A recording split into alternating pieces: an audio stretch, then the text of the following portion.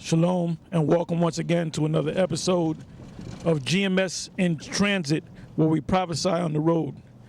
We're still in the book of Second Esdras, the 15th chapter in the Apocrypha, and we're going to start at the 28th verse. I'm going to pass it to the elders. Okay, Second Esdras 15 and 28. It says, "Behold, an horrible vision, and the appearance thereof from the east, where the sinners of the dragons of Arabia shall come out with many chariots, and the multitude of them shall be carried as the wind upon the earth, that all they which hear them may fear and tremble. Also the Carmanians, raging in wrath, shall go forth as the wild boars of the wood, and with great power shall they come, and join battle with them, and shall waste a portion of the land of the Assyrians." Now, the modern day Assyrian is America, right? The American Empire. And the Carmanians and all that's mentioned in those two verses is talking about the Iranians, all right? You're going to have a multitude of those so-called Arab nations down there in the Persian Gulf, and basically, like we've been telling you, that's where World War III is going to kick off, down there in the Persian Gulf, all right? And the result of that is Russia, which is going to be backed by these so-called Arabian nations. They're going to shoot missiles against America, and they're going to destroy America. That's why you hear the part where it says, "shall waste a portion of the land of the Assyrians," all right? Reading on, it says, "And then shall the dragons have the upper hand, remembering their nature." And that sends you back to the book of Genesis, when Ishmael, which was the son of Abraham, was born. The prophecy said that Ishmael, which are the so-called Arabs today, that he would be a wild man. So that's what it means, remembering their nature. Yeah, keep in mind that the Carmanians are the Persians, which go back to Elam, and them joining forces, they're going to join, which are the so-called Arabs today, that he would be a wild man. So that's what it means, remembering their nature. Yeah, keep in mind that the Carmanians are the Persians, which go back to Elam, and join forces with Ishmael and those other Arab groups. So they're two different nations of people. They're different nations of people, but they're going to come together because they're under one religious banner, and that's the religion of Islam. So they're going to come in the name of the religion of Islam, even though they're not of the same people. And then shall the dragons have the upper hand, remembering their nature. And if they shall turn themselves, conspiring together in great power to persecute them, then these shall be troubled and keep silence through their power, and shall flee. And from the land of the Assyrians shall the enemy besiege them and consume some of them, and in their host shall be fear and dread and strife among their kings.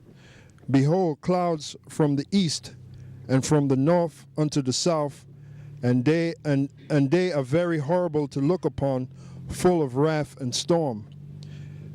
Then shall they smite one upon another, and they shall smite down a great multitude of the stars upon the earth, and even their own star, and blood shall be from the sword unto the belly, and dung of men upon the camel's hoe. And there shall be a great fearfulness and trembling upon the earth, and they that see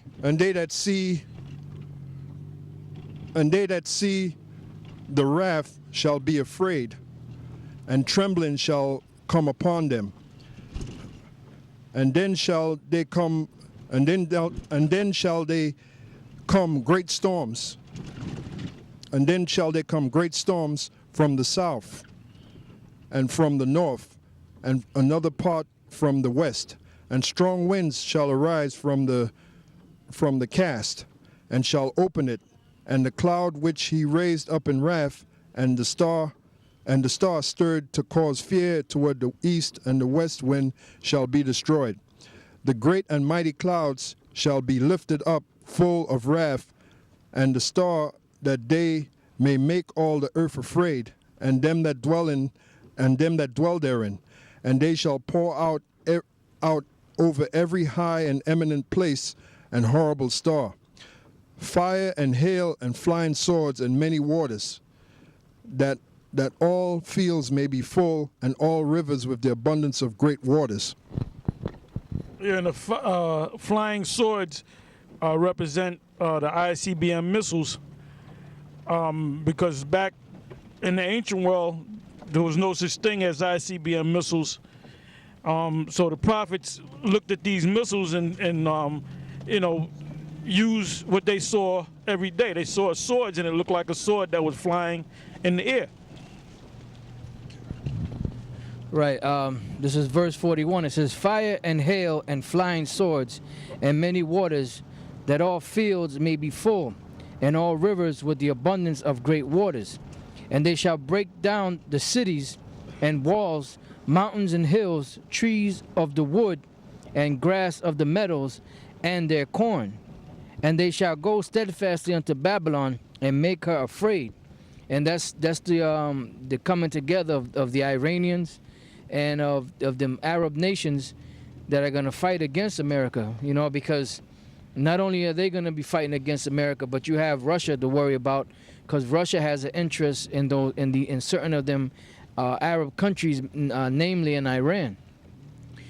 So when those Arab nations come together with the Persians, which are the Iranians, and the people of that region there, they're gonna pretty much come against this place, because everybody pretty much in on the other side of the world, mainly in the Middle East, have already on the so-called Eastern Hemisphere, have woken up to America's wickedness.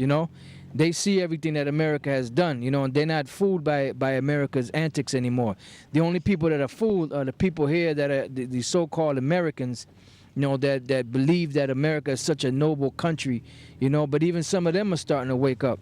But I just wanted to read this article from the Trumpet. We were going through some of these articles earlier, and seeing that we're going through 2nd Esdras 15, this ties into to the lesson. Now this is on page 18, and it's called "Eager to Show America the Door." It says Iranian leaders are working to solidify ties with Afghanistan, Pakistan, and Iraq. Now the Iranians, which are the Elamites, they're looking to get together with the Afghanistans, the Pakistan, and Iraq. Now some of those countries have what is known as Arabs or Ishmaelites. So we just read how that when the Armenians and the Arabs get together, they're gonna be fighting against America. And this is part of the prophecy here. Iranian leaders are working to solidify ties with Afghanistan, Pakistan, and Iraq in a move that highlights Iran's goal of taking a lead role in the region. The Wall Street Journal reported on June 27th at a meeting in Tehran on June 24th. For example, Iranian President Mahmoud Ahmadinejad spoke to the president of Afghanistan and Pakistan about issues relating to the departure of NATO forces from Afghanistan. In Iraq, tens of thousands of supporters of anti-American Shiite cleric Muqtada al-Sadr marched through Baghdad on May 26 in a warning that they will restart the Shiite insurgency if U.S. troops do not leave Iraq by the end of the year. So that's letting you know that tension is building up over there. They don't want America there no more. These countries are tired of America stepping in and telling them what to do. Taking over their land, taking over their resources, killing the civilians, and taking over everything. So these nations are tired of America's bullshit, basically, So that's what we're reading in the prophecy in 2nd Esdras the 15th chapter. It says, the public protest is a complication for America. Outgoing U.S. Defense Secretary Robert Gates has asked Baghdad to host American troops in Iraq past the end of the year. The deadline stipulated in the current agreement between the two countries. While some Iraqi political groups support such an extension, it is widely opposed by Iraqi citizens, answered there. So the people of Iraq are against America. No matter, I don't give a damn what the American media says. You know what they say on CNN. CNN too, Fox News, and all these different agencies in the American media. That the people of Iraq want them to be there so that they can establish democracy, so that they don't have dictators ruling over them. All that stuff is BS. That's just fluff and propaganda by the U.S. media to justify them being in that land. You know, but them Iraqis, the citizens, the Iranians, and those other Arab countries want America out of their country, and they want America out of their country by the end of the year. And if they're not out of there by the end of the year, there's going to be some hell to pay. It says, America wants to stay in Iraq longer in order to maintain stability and counteract Iran. Now, America wants to stay in Iraq longer so they can keep milking those resources. It says, the Iraqi security forces will not be able to defend Iraq's sovereignty, independence from Iran, and internal stability without American assistance, including some ground forces, for a number of years. Defense analyst Frederick Kagan argued in a paper released in May. Washington is trying to delay the inevitable. As the trumpet has long said, Iran will cement its takeover of Iraq once the U.S. leaves. So basically, that's one article showing you that this prophecy is taking place right now. You know, the prophecy in 2 Esdras 15. And back in 2 Esdras 15, and 43, it says, and they shall go steadfastly unto Babylon and make her afraid. You know, because really these Americans, they're basically faggots. I just put it in layman's terms. You know, these so-called big bad military guys, you know, the Marines and the Navy SEALs and all them guys, they're a bunch of faggots. You know, because they get off and talking about that they got the top knowledge or top weapons, you know, to fight against these other nations. But what their main thing is that they drop bombs on these people. You know, they can't fight hand-to-hand combat with these people, you know, because of the fact is that these people will kick them in the ass, so they got to drop bombs on them. That's why they say that the American military is so great. It's not great because of their ground force techniques. It's supposedly great because of their ability to drop bombs and make people give in to the so-called democracy, because if you don't, they're going to keep bombing you and destroying your land. You know, so how is that being great? You know? Yeah, like today, in the earlier this morning, it was a breaking news report of a chopper going down in Afghanistan, and 31 Navy SEALs were put to death, along with 7 Afghan special forces. And they said that the helicopter had a malfunction. You know, them fucking helicopters always have malfunction. I don't believe that they have malfunctions. I believe that they get hit by them Afghan rebels. All right, when they supposedly killed Osama bin Laden, one of the helicopters had went down because of a malfunction.